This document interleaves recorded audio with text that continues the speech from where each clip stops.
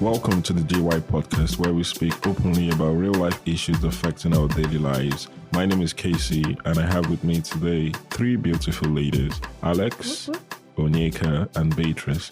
Onyeka is a solicitor and a mom of two. Alex is a project manager, a technical consultant for a fintech company, and an entrepreneur. Beatrice is an events manager and a mom of three. So ladies, today's topic is about weddings and a lot on your wedding. And if there is, where does this pressure come from? BellaNaija.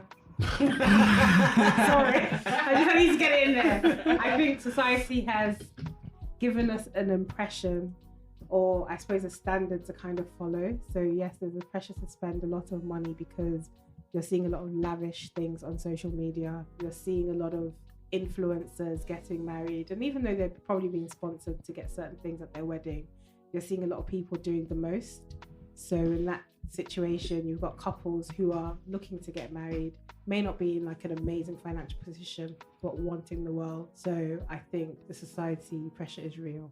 I also think, sometimes it's our friends, because then sometimes, and I guess coupled with social media, they're like, oh my gosh, did you see so-and-so's wedding? Oh my gosh, yeah, now that was sick. Oh my gosh, that was heavy. Meanwhile, your wedding's coming up, yeah. And you have nothing close to that. Sometimes you can be that strong-willed person and say, I'm not gonna live my life for other people and da-da-da-da. But unconsciously you have that, like, if I could just have just a little bit of that, and so that they can even say that my wedding was like the best or whatever. So sometimes I feel like friends as well as family as well. Sometimes you could be the first person getting married in your family. You could be the first girl. You could be the last. And then they're saying, no, we need to have so and so and so and so and so. No, we need to have double that amount of people. No. Of course, you must have high table. You must have, and it's like they're playing out their wedding that they didn't get to have through your lives. So I feel like there's pressure from so many different angles.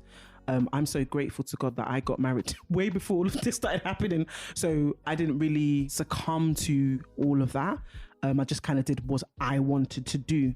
But I feel like now you would have to be so strong-willed to actually move away from what everybody's doing.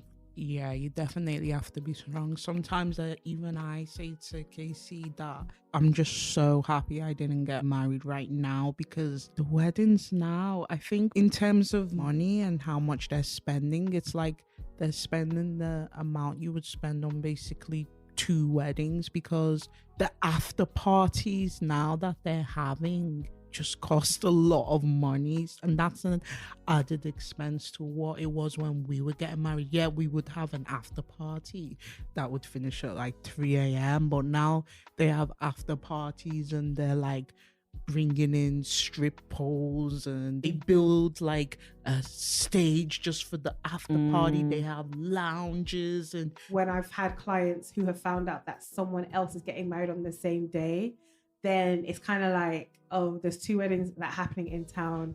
My wedding needs to be better than theirs, because it's kind of like survival of whose hashtag is going to trend on that particular day. So then it's kind of like trying to literally concentrating on, well, who can bring out flamingos, or who can bring out, like, I don't know, people in a glass bubble dancing, different things that are just unknown to man sometimes. Because, sometimes some people come up with some mad dreams that they've probably been seeing in movies that are kind of impossible to recreate, but they want to recreate it. And no matter how much it will cost them, they will find the money and the means. But I think, unfortunately as well, like the society that we are in today, it just means that a lot of more people are just falling into debt. And some of them don't even have the money to buy the groundnut to go in the Garri to soak after the wedding, because they're so broke and they've gotten into so much debt just because they want to impress someone. Sorry, I did a wedding like a few years ago, and I remember on the couple's wedding day, I heard the mother of the bride complaining, saying they've spent so much money on the wedding that she's had to sell her gold just to like make sure things are like going to plan as they are today. So it's like this wedding that you see right now, if I didn't sell my land or if I didn't sell my gold, we wouldn't be here. She's impressing her friends, and she's also trying to say, I'm also doing a wedding, big girls, and I'm a big woman or whatever, and I can fund this. And I feel like maybe at that point, maybe she felt the pressure from her friends, because her friends have had weddings and they've flown to Paris, and they're literally splashing out so much money even on these destination weddings, that she also needed to to do something extra, and that's a shame. Like, what you just gonna lose do the after the element wedding? of You what lose we're the actually element, and gathering for. they totally forget what happens, and then you find that like even the whole church ceremony doesn't become as sacred anymore because you're just thinking it's a whole showdown. Last week or 2 weeks ago, there was a wedding in Ghana, and a drone brought the rings. Literally, a drone brought the rings into the church. And it's that thing trying to outdo It's everyone. You're trying to think you're of trying to do everything. the next best And at the thing. beginning, there's a video of this guy, the groom, and he's instructing how the cars need to come and present it. And it was literally like he was commanding people to go into war, into battle, about how first line, second line, third line. He literally is like, this vintage car needs to come out. That needs to come out. Before this and before we come out in our, I can't remember what car they came out in, but before we come out in our maybe Ferrari or the Lamborghini. And it was literally like a show of different things that needed to happen. And it got captured. So it wasn't even like a moment that was captured just the boys, you know, this is how it's going to happen, or guys. There was a videographer recording the moment. Wow. And the wedding was literally the show-stopping whatever of all time. And it's like, okay, how long is this wedding going to last? Because I'm not seeing any element of they're actually in love or they're engaging, they love each other. All you're seeing is, oh my gosh, this outfit, these cars, the drone, all these random things. The next thing you probably see, you see them walking on water. I think with weddings and price, I think if you have the money, cool, spend as much as you want. But the problem is when you don't have the money and then you're going beyond your means. And I think that's an area where people shouldn't really feel that pressure. And there's, like Alex said, there's no point like you do one big fancy wedding, then you enter a marriage into debt, because one of the main reasons why marriages do fail is to do with financial stress. So if you're already entering into your marriage with debt from a wedding, just doesn't make any sense in my point of view. These fancy weddings, are they happening abroad or are they happening same or back in Africa? It's everywhere. Everywhere, yeah. Okay, so I saw a wedding recently online and it was crazy. I know people want to be creative and I don't think this is a money factor, but I still thought it was a money factor because every single guest had like a jar with like cannabis spliffs, like with spliffs in them. And God knows how much that cost. And it's like, what are you trying to do? Show that you can get high at the wedding? Like, I don't understand. I didn't understand the concept. Of course, that goes into like people being extra and extravagant. But in my head, I'm thinking, surely you're not showing this to your children 10 years later to say, this is what we spent our money on. Everyone got high at our wedding. But it was a thing, and literally everything had an element of cannabis. Wow. And it's like, wow, this is the age we're in today. I had to literally screenshot it to go back and go and research it to even understand that, okay, was this a joke? Was this a scam? Was this April Fool's Day? Like, let me even understand that people are not spending their money on nonsense. But then let me even say this now. I don't know if I'm put a spanner in the works now. So I've been waiting. You know, I've been keeping myself and I've been waiting on this guy. Well, I'm 42 and then the guy comes and then I'm like, oh my gosh, I've been waiting for this day all my life. This guy loves me. Everything's great. Like, we've got a great vibe and everything, yeah? And I've got the money and I want to do all these extra things. I want to make this day an extravaganza and for everyone to see. And maybe it's not that I'm going to go into debt, but that it was cutting it really close. But I want to have it regardless. What's your thoughts on that? So I believe in like celebrations. So long as you guys have had that conversation and you're both comfortable with the money that you're about to spend. It's with anything. It's like with a house. If you've seen a house, you've been waiting all your life to buy this house, and all of a sudden you have the money and you want to deck it out and spend £150,000 decorating that house, then by all means come and do it. But make sure I've got extra, or make sure there's a means to keep up with the maintenance of it. Because it's all well and good like spending all that money, but what happens to the maintenance of your marriage? What happens to you guys afterwards? Because what you've done in the last 6 months, say, you know, preparing for the wedding, is you spent so much money and then you find that the two of you are not excited anymore, or you're not. So is there a link between having an expensive wedding and not having a good marriage? I don't think there's a link. I had an expensive wedding and I think I have a really nice marriage. Yeah, exactly. Which is, by God's grace, that's good, but that's conversations you guys have had.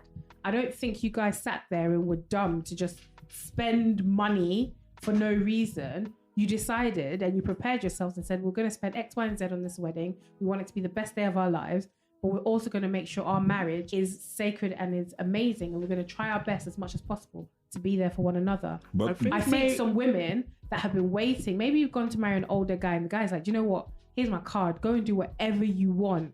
And it has no involvement, doesn't even understand what you're doing. Then on the wedding day, turns up and sees that you've got horses bringing you in or some mad stuff. The arguments can start from there because he's like, well, I didn't give you authority like that. And then when you guys are even married, he'll bring it up.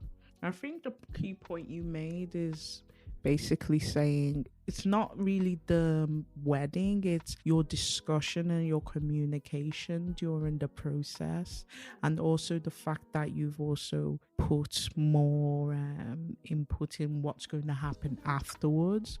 So I think it's both ways. I wouldn't say having an expensive wedding or a wedding with flying flamingos in will equal that, okay, this is going to end up in a divorce.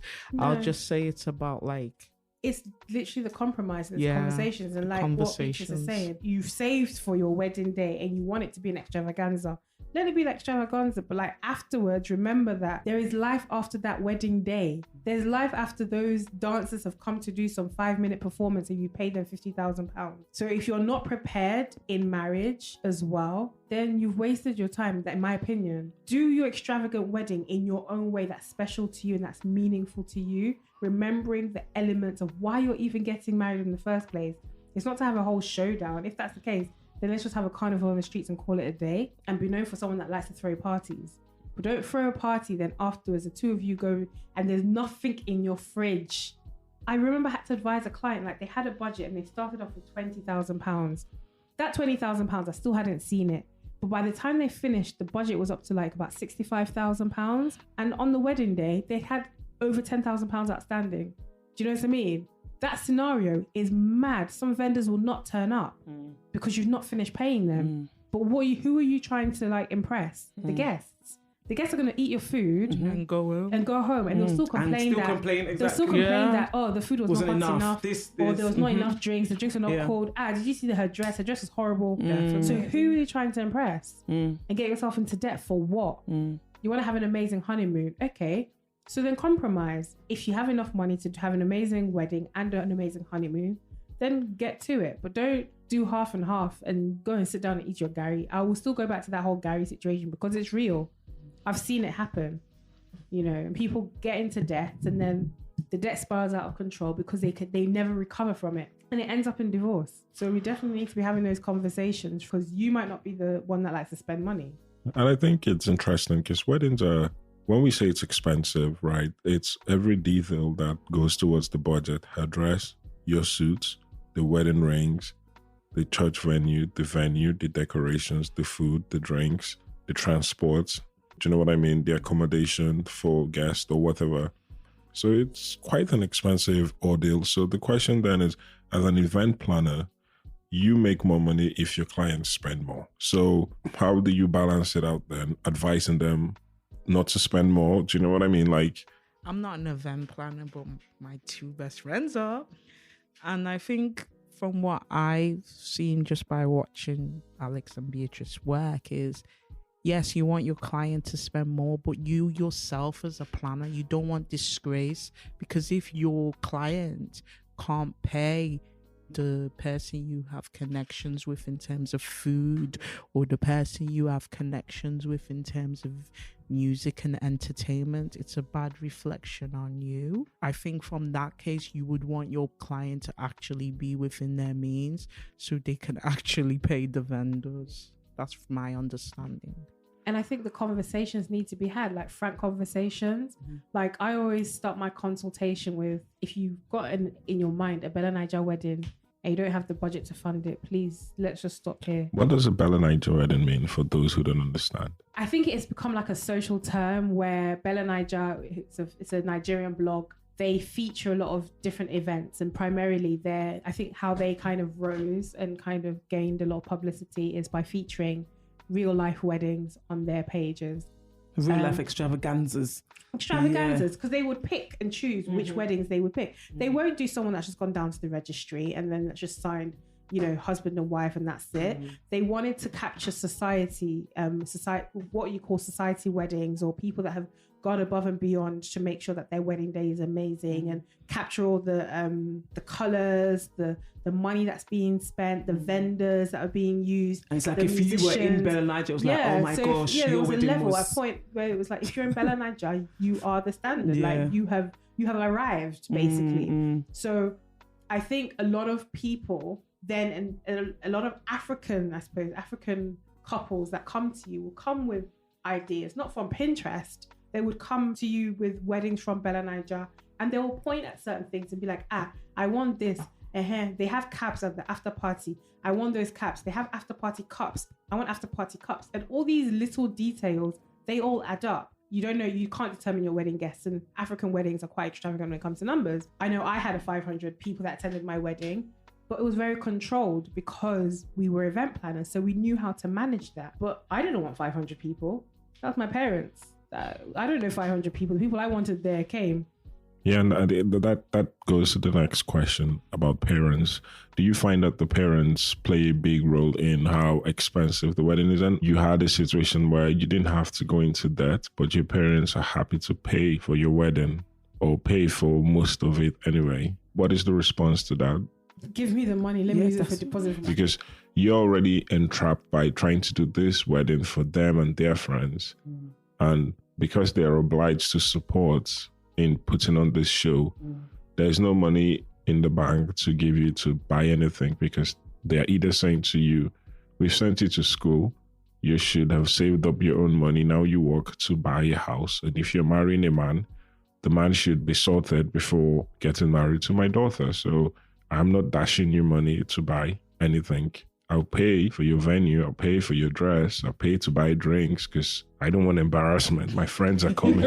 but don't come and start asking me, give me money to buy a house. Why? Why didn't you buy a house before you want to marry somebody?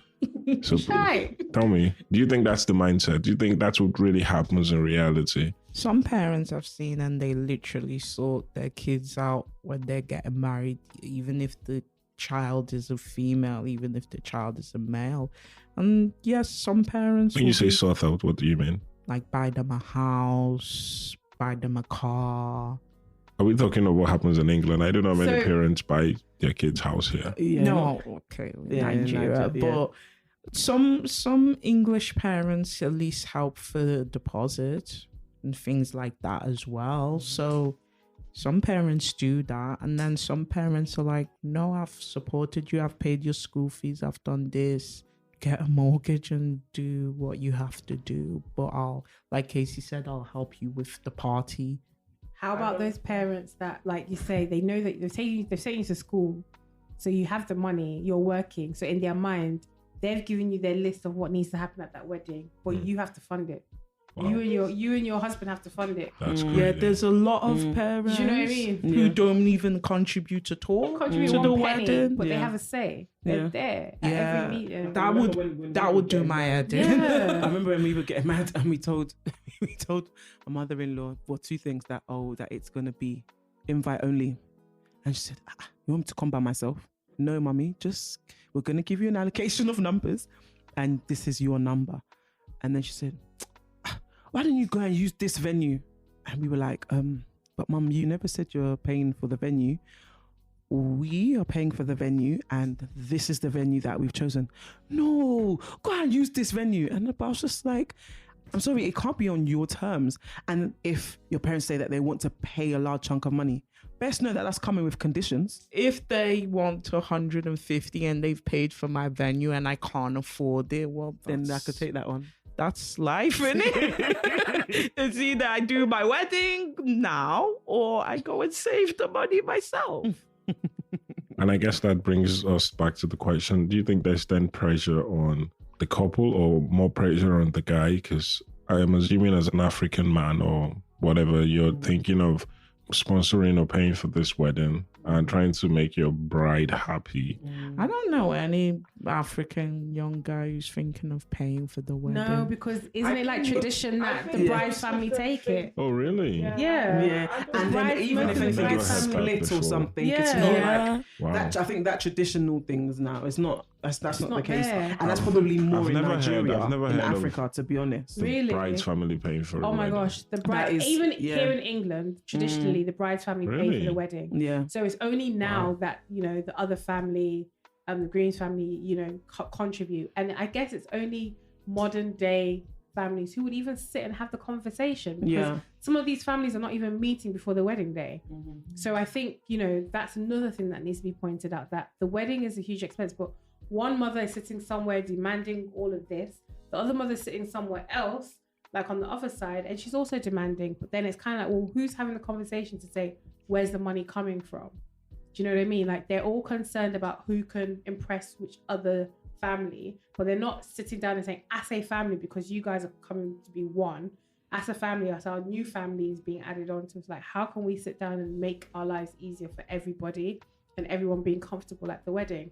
I've seen weddings where the Green's family will buy their own drinks and pack it to one side. The bride's family will buy drinks, pack it to one side. You cannot, as an event planner, go and cross unless you have some hardcore means of like being able to please, Auntie Bookie doesn't have wine on her table. Can we take one of your wines? No. Some of them will say no. I don't know if it's a rivalry or if it's like which family. Like, there's no togetherness, and that's what I'm noticing. There's no togetherness, and it's kind of like, if they would even come together and support the newlyweds as a family, it just eases the burden on both sides. Because I also find that is a serious issue. Like, I've seen caterers, 2 different caterers being hired. I mean, if they could have a separate room to like even divide the whole thing, families, they would do that. Don't you think that's sad and not a good example? Well, it's not a good Definitely. example, but it happens. And the thing is, because there's a mentality of, do you know what, we want peace to reign. Let your mom and dad do what they want to do. It's kind of like, when it's like the entrance. Like, I've had arguments with families where who is entering the hall first. It's a problem. That wedding party bit. You know what I mean? Exactly. That's not even what I was saying, but literally like real life situations where people are like, I spent the most money. So we are coming in first. And our tables need to be at the front. You guys didn't pay anything. You could sit at the back. So unless that couple are like, also, because it's like you're getting married and you're trying to like understand your partner and everything. But as soon as those external families come in, unless you can kind of bring them in slowly. I think I wish we could educate people that are like now getting into marriages or getting into relationships to have just meetings with the other parties like regularly, even before marriages, if you're looking to marry the person anyway, so they get used to one another, because they will obviously have their different opinions. And if you don't start encouraging them to sit together as a family and have those conversations, when the wedding planning starts, the divide happens almost immediately, and you find the bride trying to please her family and the groom trying to please his family, and the rift literally just starts from there, so it becomes shaky. And then it's just like the groom's family, we need to be better, we need to look better than them, and that's another pressure. And a lot of times they may not bring money, No, but they will say that, no, we need to have this. We need to have this because we need to be better than the bride's family, which is so sad. Are we spending too much time, energy, and money on weddings? And should we be looking to not spend as much because it's not necessary? Is it a celebration that requires a lot of money spent, even if you have to go into debt? Because someone will say you only live once, so spend as much as you want. Like Onyeka said before, like if you've got the money, that's fine. However, all is lost if there's no substance and no foundation in your marriage. Yeah, but that's relative though. We don't know that until after the wedding. Yeah, until after. So what I'm saying is that if you can put that money aside, then put that time aside to, I don't know if it's your counseling sessions, I don't know if it's your quality time that you put together to, know a bit more about things. Just think about this, right? So one of my close friends, he proposed to his girlfriend after 4 months of knowing her. And then you spend a year planning. So if you think about it, for that year, you think, okay, you've been dating her for a No, year bro, and a you've been half, planning a but you wedding. haven't. You've just been planning a wedding, and every day is wedding. Your main conversation is wedding, this cake, this, that, go to this fitting. So you actually really have been planning a wedding longer than you know your person, and all your effort has been into planning that wedding. Now, my thing about weddings and that period between getting engaged and marriage, if you're just focusing on your wedding, I think that's wrong. I think that's why I'm really a fan of like marriage counseling and like, you know, going for counseling or reading marriage books together, or just basically trying to prepare for your actual marriage at the same time as preparing for your wedding. I think if you can do that and then you choose to spend, I don't know, 100,000, 200, okay.